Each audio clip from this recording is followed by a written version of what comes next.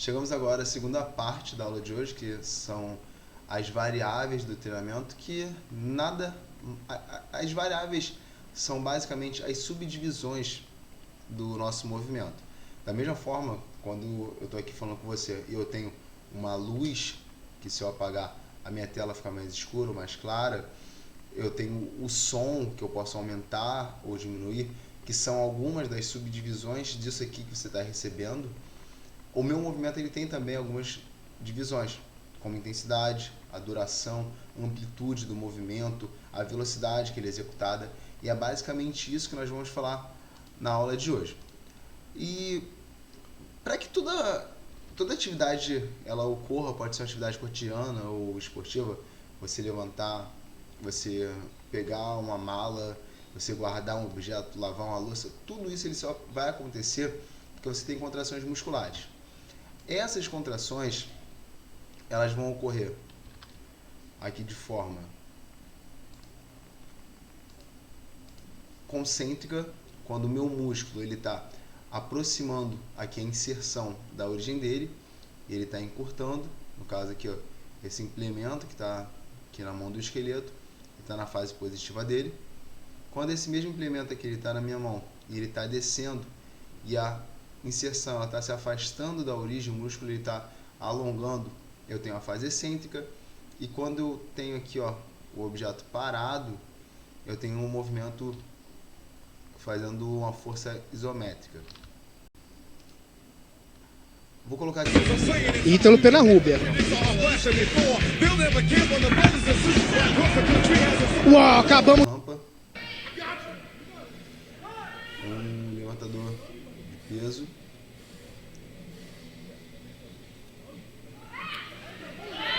And he moves that with authority. What do they say? E aqui por último, um fisiculturista fazendo as séries mais cotidianas no treino de musculação.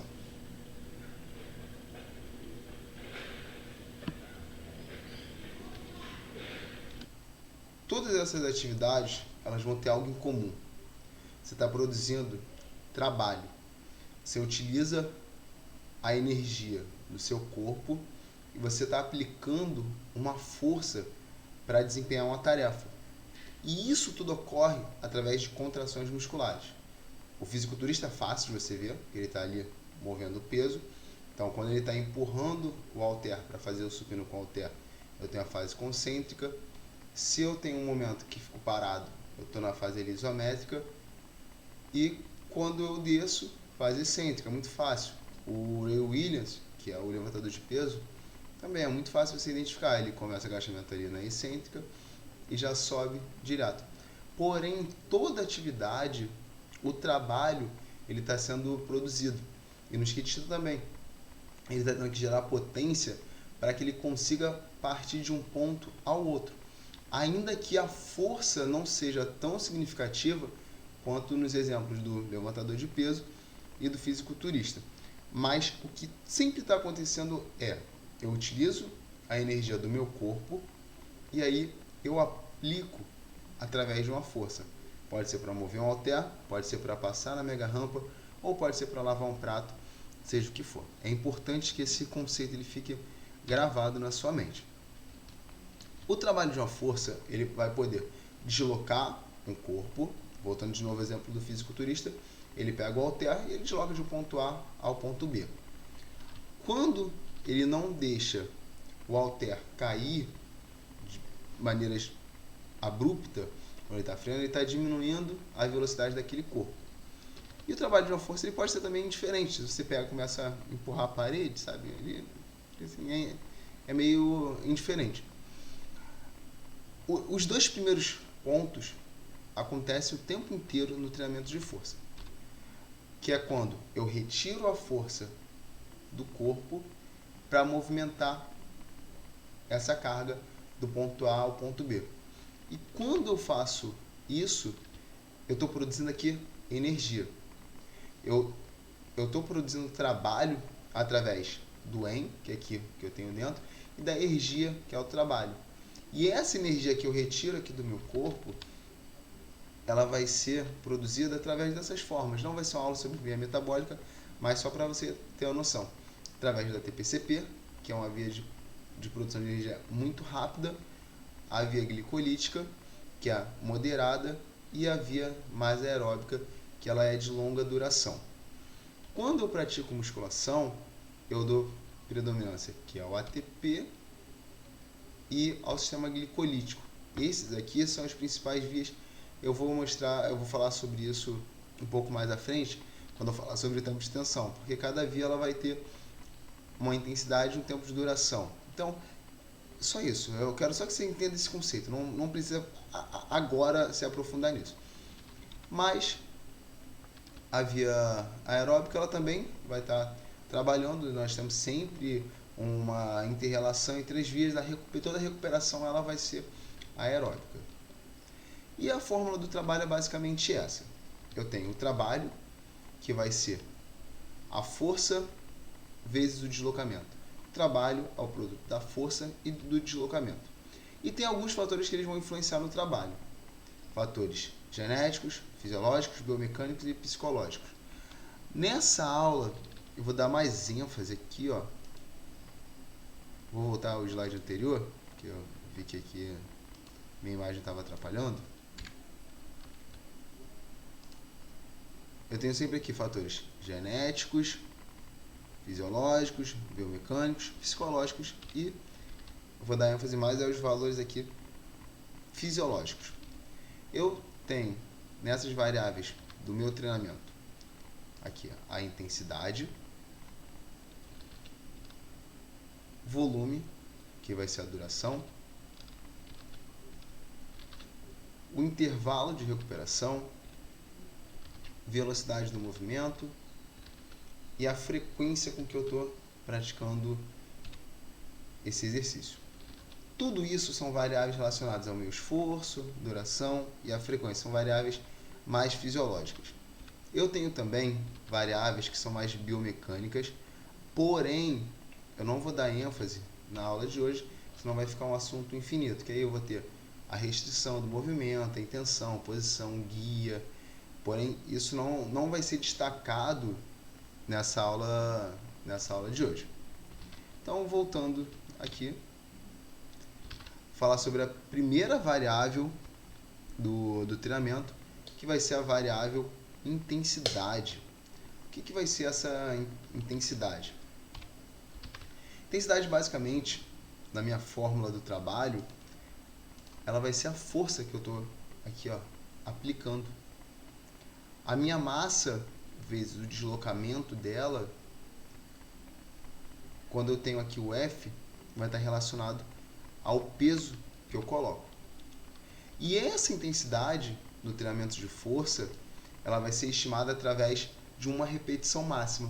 O que vai ser isso? Se eu coloco 100 kg no supino e consigo fazer somente uma repetição com qualidade, essa vai ser a minha repetição máxima. Porém, eu posso usar também repetições máximas, por exemplo, 8 repetições máximas, 10, 12. Essa é a principal forma de poder avaliar uma carga. E ainda que eu não fique fazendo teste de carga na hora da minha prescrição do treinamento, eu preciso ter isso em mente, para que eu possa saber como que eu estou adaptando o meu aluno. E as zonas de carga, elas vão ficar aqui entre as zonas mais pesadas, vão ser cargas entre 1 e 5 repetições máximas.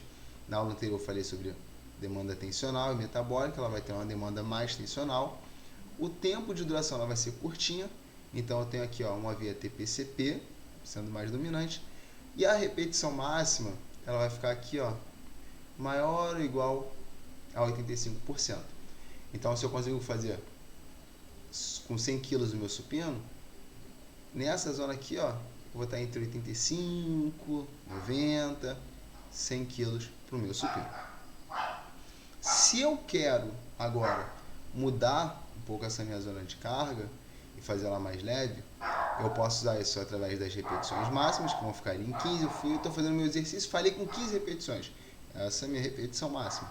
Eu vou ter uma demanda mais metabólica, o tempo de duração ele é maior, percentual de uma repetição máxima é menor, esse supino eu colocaria agora não mais 85, 90, mas eu colocaria 70 ou menos, e ela fica aqui numa via mais glicolítica. E eu tenho uma zona moderada. Nessa zona aqui eu fico entre 6 e 12 repetições. Eu tenho um ponto aqui ótimo entre a demanda metabólica e a tensional. O tempo de duração já ficaria entre 20 e 40 segundos. E eu vou estar girando em torno de 70 a 85% de ORM. Eu sei que eu coloquei a interseção em 3 zonas de carga, em 3 zonas de cargas. Porém, isso não é para que você tenha como uma condição a qual você não possa quebrar, sabe? Não é algo totalmente definido, mas é muito mais para que você tenha a ideia do que está ocorrendo no seu organismo. Então, por exemplo, a zona leve. Então, se eu fizer com 1%, sabe? Não é bem assim que funciona. Mais à frente eu vou falar um pouco mais sobre a questão do percentual de carga. Então, eu quero mais que você se entenda o conceito da zona de carga que você vai estar trabalhando, manipulando as variáveis do treinamento. E o nível de treinamento, ele vai influenciar na intensidade do exercício. Por qual motivo? Eu preciso ter estabilidade para produzir força. Então, se eu coloco uma pessoa muito iniciante para praticar exercícios que eles demandam uma estabilidade um pouco maior, dificilmente ela vai conseguir fazer aquilo e, por consequência, ela não vai gerar força de maneira adequada. Então, a intensidade do exercício ela vai ser prejudicada porque ela vai começar a roubar. Se eu roubo, tudo isso que eu falei antes sobre a questão da intensidade relacionada ao músculo, ele não vai acontecer tão bem. Porque o meu corpo ele tem um conceito de... ele sempre busca efetuar uma tarefa. E para efetuar uma tarefa, às vezes ele pode utilizar de outros grupamentos para fazer aquele exercício. Aí vai ser uma repetição lixo. Uma repetição que não necessariamente vai estar levando até o meu objetivo, porque ela foi mal executada. Então, é importante você saber também escolher o exercício para que você consiga alcançar a intensidade que foi desejada quando você fez a prescrição. E o número máximo de repetições, eles também vão depender do grupamento muscular, porque a mesma zona ela vai ter repetições diferentes dependendo da característica do músculo. Por exemplo, se eu faço aqui, essa mesma carga de uma repetição máxima no supino, em média eu vou chegar aqui, de acordo com o livro do Brad Schoenfeld, 10 repetições máximas. Se eu utilizo 80% das repetições máximas aqui na cadeira flexora, talvez eu fique aqui nessa média de 6 repetições máximas. E para os mesmos 80% no leg press, eu vou ter 15 repetições máximas. Isso vai acontecer também porque eu falei, eu não vou entrar muito em sinergia nessa aula de hoje de novo, porque se eu for começar a abordar tudo, vai ficar uma aula infinita. Porém, para que eu possa efetuar a tarefa, o meu músculo, o meu organismo, ele fica alternando ali as fibras que estão sendo recrutadas. E eu tenho formas redundantes de chegar ao mesmo objetivo no meu organismo. Então, quando eu tenho um maior repertório muscular, isso vai me possibilitar também a produzir mais repetições. Então, um exercício como o supino, ele vai produzir menos repetições do que o leg press, tem um grupamento maior. E a cadeira flexora, tem um grupamento menor, vai produzir menos que o supino, que um leg press.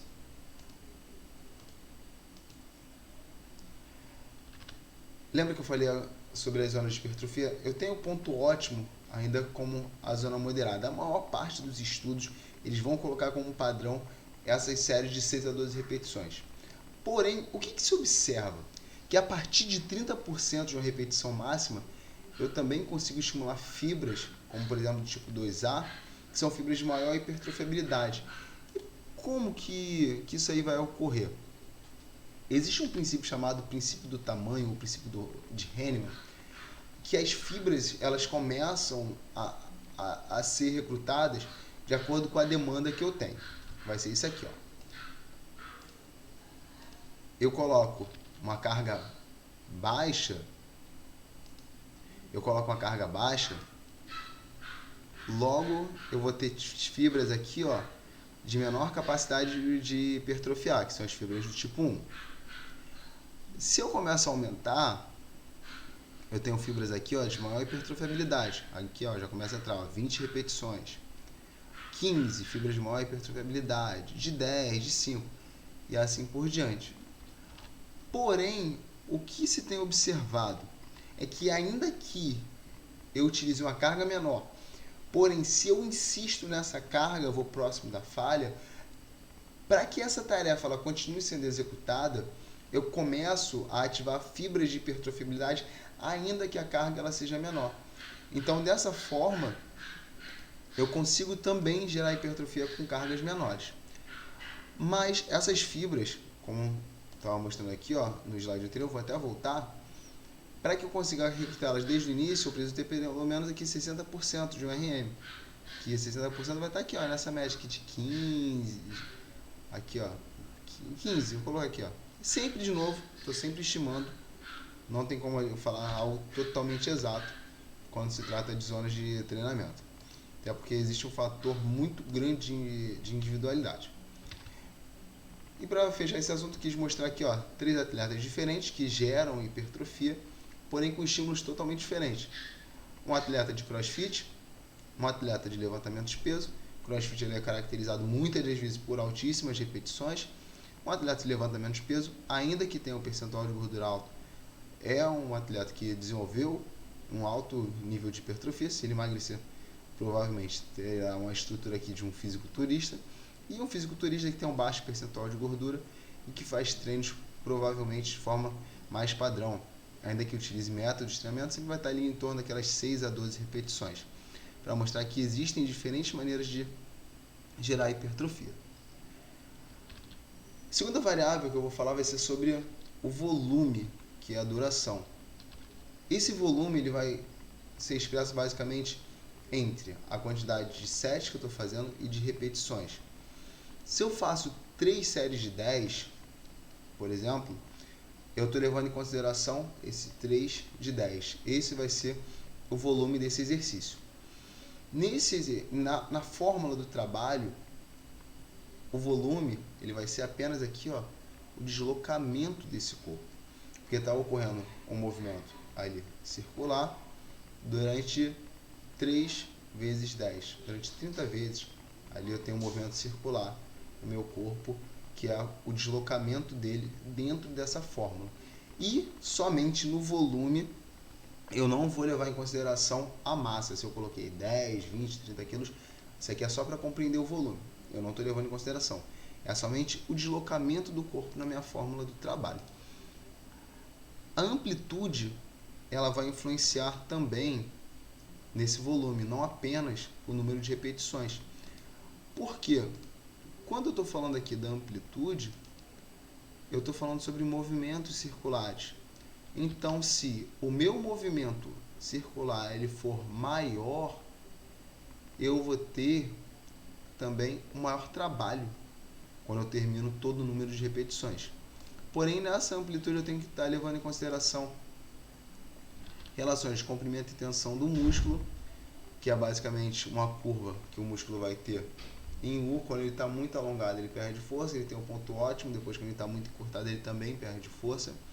Questões de mobilidade, nem todas as pessoas elas podem trabalhar em amplitudes máximas, e também de acordo com a especificidade. Nem todas as pessoas elas precisam também trabalhar na amplitude total, porque parece que a amplitude ela é colocada como um dos deuses, sempre tem que treinar na amplitude completa. Isso não é real. Uma pessoa, às vezes, com uma artrose, qualquer outro tipo de limitação nesse movimento, ela não vai trabalhar na amplitude toda, mas ela vai ter resultados. Porém, você tem que levar em consideração que o volume ele se torna menor, porque o movimento circular ele também é menor. Eu não tenho que pensar só nas repetições e nas séries, até porque isso vai estar só exprimindo, que eu vou falar mais para frente, que é o tempo de tensão durante a produção do meu trabalho. Terceira variável que eu vou abordar aqui é o intervalo de recuperação. O intervalo de recuperação ele é mais uma das variáveis que ela vai determinar também o objetivo. Por quê? Dependendo do tempo que eu descanso, eu vou estar determinando também o tipo de adaptação. Se eu tenho um descanso aqui, ó, muito longo, eu permito que a minha recuperação ela faça com que eu consiga gerar mais força. A série anterior ela vai influenciar menos na produção de trabalho das séries seguintes. Quando eu coloco um intervalo médio, ela fica ali de novo. Esse ponto médio é sempre um intervalo ótimo entre força e resistência. Eu fico nesse ponto ok. A minha série, ela não vai atrapalhar tanto na produção de força, porém eu ainda consigo manter uma tensão metabólica. Então eu fico bem ali no meio termo. E se eu coloco um intervalo curto, ele vai atrapalhar um pouco mais na produção de trabalho da série seguinte. Entretanto, eu coloco numa zona muito grande ali de uma demanda mais metabólica, gerando mais resistência muscular. E o que acontece se eu alternar por segmento? Quando eu alterno por segmento, o que eu estou fazendo? Se eu faço aqui, ó, coloquei aqui na frente, um exemplo. Um supino, um leg press e um supino declinado, eu tenho que levar em consideração que enquanto eu faço o meu leg press, eu estou dando tempo de descanso aqui, ó, para o meu supino. Então, a produção de força, comparado ao segundo exemplo que eu termino o supino reto e vou para o supino declinado, ela vai ser menos prejudicada. Isso não quer dizer que eu não vou interferir na série seguinte quando eu coloco, por exemplo, no meio ali um leg press. Porque eu tenho um mecanismo ainda de fadiga central que vai estar atrapalhando com que eu faça a série seguinte. Porém, nesse caso, dependendo também da carga que eu for colocar no meu leg press, ele vai ter um impacto menor, permitindo que eu produza mais força. Existe um certo e um errado? Não, depende do que você quer trabalhar. Se eu aumento o intervalo de descanso, eu melhoro a capacidade de força. Se eu diminuo o intervalo de descanso, eu melhoro a capacidade de resistência e de tensão metabólica. Outra variável importante vai ser a velocidade, também no movimento. A velocidade, ela vai determinar também a adaptação que eu quero. Se eu coloco, por exemplo, no caso de um tenista, ele vai ter que fazer algumas séries que ele faça um movimento rápido, porque na atividade esportiva dele necessita que o movimento seja rápido. Ele precisa produzir ali potência para arremessar a bolinha lá no campo do adversário de uma maneira rápida. Então isso vai mudar também na minha adaptação. Eu tenho que pegar essa massa e acelerar ela, e que também gera uma força, porém é um tipo de adaptação diferente do que eu quero quando eu busco apenas a hipertrofia. E aí eu vou entrar no conceito de tempo de tensão, que também é uma variável relacionada ao volume. Mais à frente eu vou falar sobre o volume total, isso aí vai ficar mais bem explicado. Por quê? O deslocamento desse meu corpo, se eu demoro mais com a mesma carga, eu também estou gerando um trabalho maior. E esse meu tempo de tensão, ele pode ser baixo, moderado ou alto. E lembra que eu falei das cargas e da energia? Nem toda energia ela permite, nem toda via energética, perdão, ela permite um exercício de uma duração muito longa. Então, dependendo do que eu quero, eu também tenho que pensar nesse tempo de tensão. Porque de nada adianta eu colocar uma carga, sei lá, talvez muito leve e dure, sei lá, aqui 15 segundos. Porque eu não vou estar atingindo aqui, ó, o ATP-CP, uma demanda tensional. Na verdade, eu teria que pensar sempre indo até as repetições máximas para que eu possa alcançar o meu objetivo, que é uma demanda mais metabólica. Então, se eu quero colocar carga, essa carga ela vai ficar nessa faixa de 1 até 5, vai gerar uma demanda tensional, e ela não vai durar muito mais aqui, ó, do que 15 segundos, porque essa via ela não permite. Então, se não tiver uma congruência entre o tempo de duração, as repetições e a carga que eu coloquei, eu estou errando na hora da escolha.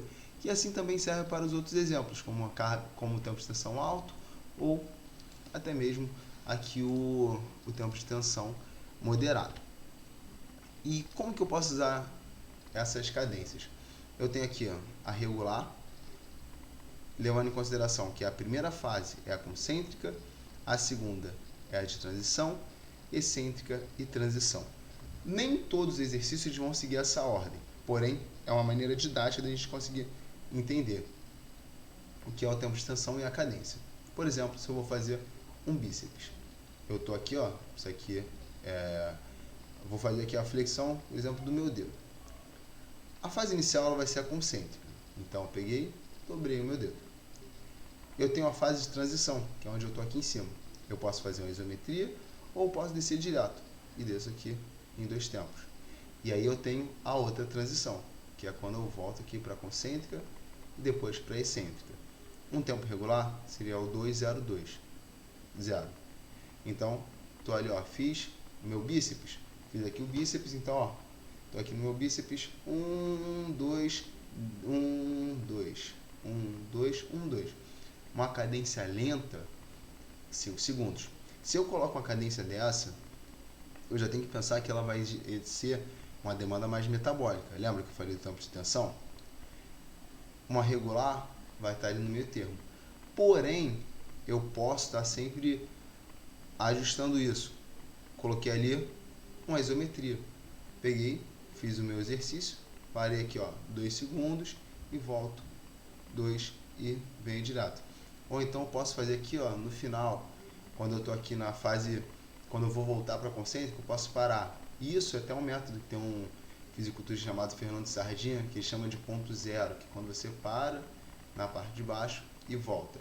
São só alguns exemplos de como você pode estar utilizando a cadência nas suas séries. E por último, eu vou falar sobre a frequência de treinamento, mas antes de falar da frequência, eu tenho que explicar o volume total de treino, que é o trabalho. Quando eu pego as variáveis relacionadas ao volume e a intensidade, o produto disso vai ser o trabalho. Então, todo o esforço muscular realizado ao longo de um período vai ser o trabalho. Todo. Fiz o esforço muscular ao longo de um período, trabalho. O skatista no começo produziu trabalho. O fisiculturista, trabalho. O levantador de peso, trabalho. O movimento ele produz trabalho através de energia. O que está dentro, e energia, que é o trabalho. É a capacidade de pegar a energia do meu corpo e produzir movimento. Isso basicamente vai ser o trabalho, e isso que é o determinante no treinamento para gerar hipertrofia. Então, o volume de treinamento é uma medida, é a quantidade total de trabalho, e aqui, no geral, pode ser na semana, pode ser no mês, em qualquer período de treinamento. O que eu estou fazendo com o treinamento é produzir trabalho. E aqui, eu tenho a fórmula do trabalho, que agora eu estou levando tudo em consideração. Séries, repetições, a massa, que é o peso. E aqui, ó, eu quero cada vez mais produzir isso aqui, ó, um maior trabalho. As adaptações que estou gerando através da produção de trabalho. Que eu falei no início de mecanotransdução, acontece através da produção de trabalho. É isso que eu vou fazer para gerar hipertrofia. E esse volume total, ele tem essas subdivisões, que são aqui, ó, intensidade, número de exercícios, séries, amplitude, cadência, tudo que eu falei até aqui é o volume total. E vai ter uma relação direta entre os volumes mais altos e o desempenho de hipertrofia. Então, eu tenho aqui, ó, para ter hipertrofia, nem precisa levar em consideração aqui essas rotinas de séries únicas. Mas eu quero que você entenda aqui, ó, essa curva. Eu tenho a produção aqui de trabalho. E aí, eu tenho um ponto ótimo para hipertrofia. Se eu também excedo a minha capacidade aqui física, porque meu corpo é um tecido, ele também tem um limite para produzir trabalho, para suportar o estresse, vou falar isso no final. Eu posso gerar aqui um estado também de sobretreinamento, de overtraining, que eu vou falar um pouco mais quando tocar no assunto de periodização.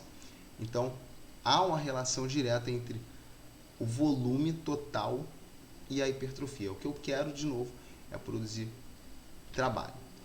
E o trabalho aqui, ele também vai estar relacionado com número de séries por grupamentos. Que eu posso ter aqui uma quantidade baixa, de 1 a 4, moderado de 5 a 9 e alto. Como que é isso aqui? Ó? Se eu estou, por exemplo, em grande dorsal, eu tenho nesse caso aqui baixo, só 3 séries, tá vendo? Volume baixo, baixinho. Moderado, nesse aqui, ó, eu já fiz 3 mais 3, 6, 8, já tá um volume mais ok. Deixa eu só tirar aqui minha imagem que atrapalhou. Mas aqui, ó, volume baixo, 3, 8 e um treino mais avançado, eu posso ter aqui, ó, até mais de 10 séries, que é como que eu dei aqui, ó, no último caso, que eu tenho 12 séries. E aí, por que eu estou explicando isso? Para falar agora sobre frequência. Quantas vezes eu devo treinar para maximizar a hipertrofia? E aí a resposta vai ser dependendo do meu nível de treinamento. Porque eu sei que a quantidade de volume total que eu gero, ele vai potencializar a hipertrofia através de uma relação de dose e resposta. Entretanto, eu preciso ter um alto nível de treinabilidade, porque o meu corpo, ele pode se lesionar, ele pode quebrar o ponto dele, que ele se regenera, eu posso chegar a um nível que não vai conseguir se regenerar, e eu posso levar até um overtraining ou até mesmo da lesão. Então, a frequência de treinamento, a divisão de treino, ela vai estar relacionada ao nível de treinabilidade, porque para que eu consiga continuar tendo adaptações de hipertrofia, eu preciso aumentar o trabalho. E eu não posso colocar aquilo ali tudo em apenas um dia. Eu tenho que começar a separar. E aí eu faço série A, série B, série C, na qual eu dou um intervalo de descanso durante a semana maior para aquele grupamento muscular. Porque aqui, ó, eu tenho a relação de força, e aí eu produzir força no nosso organismo, você pega aqui, ó, produz força, aí dá um descanso, ele supercompensa e aumenta. Produz força, aí diminui, supercompensa e aumenta. Se eu erro nessa relação, eu posso estar gerando uma lesão. Então, a frequência de treinamento, o quanto que eu vou dividir, vai estar de acordo com o meu nível de treinamento. O iniciante não tem a menor necessidade de treinar talvez um grupamento por semana, eu posso dar mais estímulos, porque a capacidade dele de produzir trabalho é baixa. Ah, mas se ele quer treinar 6 vezes na semana, aí talvez eu possa dividir, sim. Porque aí ele vai dar muitos estímulos durante a semana, que aí seja ok eu gerar uma divisão. Talvez fazer todos os dias da mesma forma não venha a ser razoável. Mas o critério é produção de trabalho. Produção de trabalho. Coloca isso na sua mente. Quando eu quero que uma pessoa cresça a sua massa muscular, preciso colocar que ela gere um volume total maior. As adaptações de hipertrofia, elas virão através de um volume total maior de treino, que podem acontecer através da força, sim, ou também através do volume, e não pensando no volume total. E eu tenho que saber manipular bem essas variáveis, e isso eu vou falar mais no final, quando a gente for juntar as peças do quebra-cabeça para chegar até o tópico de planejamento. Vou encerrar essa aula por aqui. A parte 2 eu vou falar sobre seleção e ordem dos exercícios. Aguarde aí e valeu, até a próxima aula.